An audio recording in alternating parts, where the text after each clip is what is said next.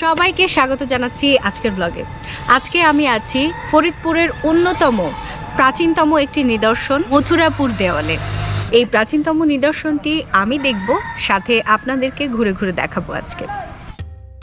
ফরিদপুরের মধুখালী উপজেলার মথুরাপুর গ্রামে অবস্থিত একটি মঠ এই মথুরাপুর দেউল।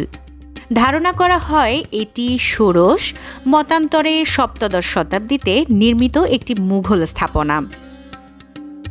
এর ইতিহাস সম্পর্কে বিস্তারিত এখানে একটি ফলকে লেখা রয়েছে।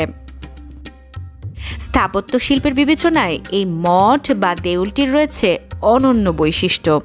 এখানে একটি মাত্র কক্ষ রয়েছে, যেটার মেইন প্রবেশদ্বার এখানে, যদিও সেটা তালাবদ্ধ। পেছন দিয়ে একটা দরজা রয়েছে। দেউলটির উচ্চতা প্রায় ৮০ ফুট। এটি ১২ কোণ বিশিষ্ট একটি রেখা প্রকৃতির দেউল। ১২টি কোণ থাকায় উপর থেকে দেখলে একটি তারার মতো দেখা যায়। পুরো স্থাপনা জুড়ে টেরাকোটার জ্যামিতিক ও বাহারি চিত্রাঙ্কন রয়েছে। ২০১৪ সালে মথুরাপুর দেউলকে বাংলাদেশের প্রত্নতত্ত্ব অধিদপ্তর কর্তৃক বিশ্ব ঐতিহ্যবাহী স্থান হিসেবে তালিকাভুক্ত করা হয়। এই হচ্ছে পেছনের প্রবেশদ্বার, যেখানে ঘুরতে ঘুরতে আমরা চলে এসেছি।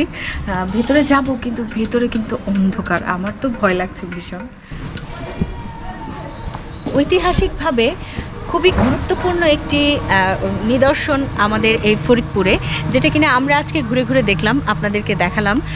ভালো লাগলে ভালো লাগাটুকু অবশ্যই জানাবেন, আমাদেরকে অনুপ্রাণিত করবেন, আমরা যাতে ঐতিহাসিক এরকম জায়গা বা দর্শনীয় জায়গা গিয়ে আপনাদের জন্য সুন্দর সুন্দর কাজ উপহার নিয়ে আসতে পারি। তো সেই দোয়া কামনা করেই আজকের মতো বিদায় নিব।